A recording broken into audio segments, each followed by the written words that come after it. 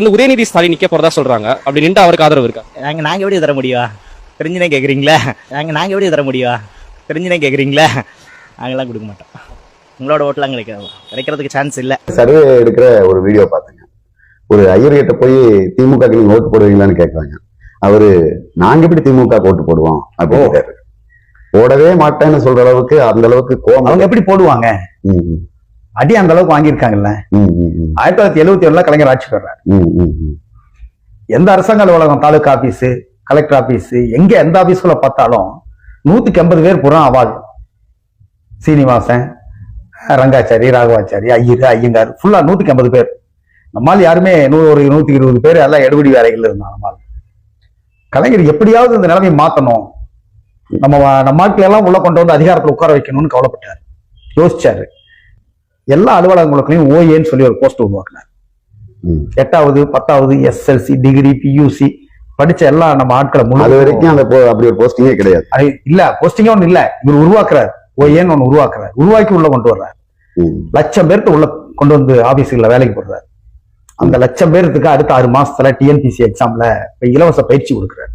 Exam எழுதுறது TNPSC exam எழுதுறது இலவச பயிற்சி அளிக்கிறார். அரசாங்கத்தின் செலவுல பயிற்சி, எல்லாத்தையும் பரீட்சை எழுத வச்சார். தேர்வானாங்க எல்லாரும். பாஸ் ஆனவங்களுக்கு பூரா போஸ்ட், எல்லாரும் பாஸ் ஆனாங்க. பாஸ் ஆன அத்தனை பேருக்கு போஸ்டிங் போட்டார். அத்தனை பேருக்கு அதிகாரத்தை கையில் எடுத்து கொடுத்தார். 180 பேர் ஐயர் ஐயங்காராகவும் 20 பேர் நம்ம ராமசாமி குப்புசாமியா, ஒரு கவுண்டரு, வன்னியரு, நாடாரு, தேவரு, செட்டியாரு, பிற்படுத்த தாழ்த்தப்பட்டவர், இப்படி இருந்த இடத்துல கலைஞர் 5 வருஷம் ஆட்சிக்கு பிறகு அப்படியே தலைகளா திரும்பிச்சு. 150 பேர் கவுண்டரு, வன்னியரு, நாடாரு, தேவரு, செட்டியாரு, தாழ்த்தப்பட்டவர், அருந்ததியரு, ஆதி திராவிடர் எல்லாம் உள்ள வந்துட்டாங்க. அவன் 120 பேரா மாறிட்டான். எப்படி ஓட்டு போடுவான்? அதான் சொல்ல. இவரு ஆட்சியில ஏறப்ப 80 பேர் அதிகாரத்துல இருந்தாங்க. அவன் 20 பேர் நம்மால் எடுபடியா இருந்தான். இவர் ஆட்சியை விட்டு இறங்குற போது 180 பேர் அதிகாரத்துல நம்மாலு, அவன் 20 பேர். கோபம் இருக்கும்ல அவங்களுக்கு. அந்த கோபம் இருக்கிற மாதிரி வன்னியர், தேவர், கவுண்டருக்கு இவங்களுக்கு எல்லாம் நன்றி இருக்கணும்ல தோழர்.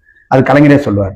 இத்தனை வருஷம் அரசியல்ல நீங்க என்ன தெரிஞ்சுக்கிட்டீங்கன்னு சொன்னா, பலன் அனுபவித்தவர்கள் நன்றியோடு இருப்பார்கள் நினைக்கிறது தப்புன்னு தெரிஞ்சுட்டாங்க. ஆனாலும் நம்ம பண்ணிட்டே இருக்கணும். நம்ம செய்யறதை செஞ்சுதான் தெரியும், அது நம்ம கடமை.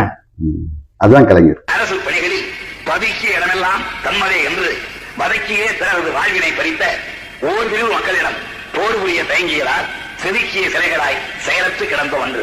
1000 அடி பள்ளத்தில் விழுந்தவனை கைதூக்கி கரையேற்றும் நேரத்தில் கனமான பாறை ஒன்று அவன் தலையை உருட்டிவிட எத்தனைக்கும் உறுத்தர்களை கண்டால் உதைக்கத்தான் வேண்டும், ஓன விரட்டத்தான் வேண்டும்.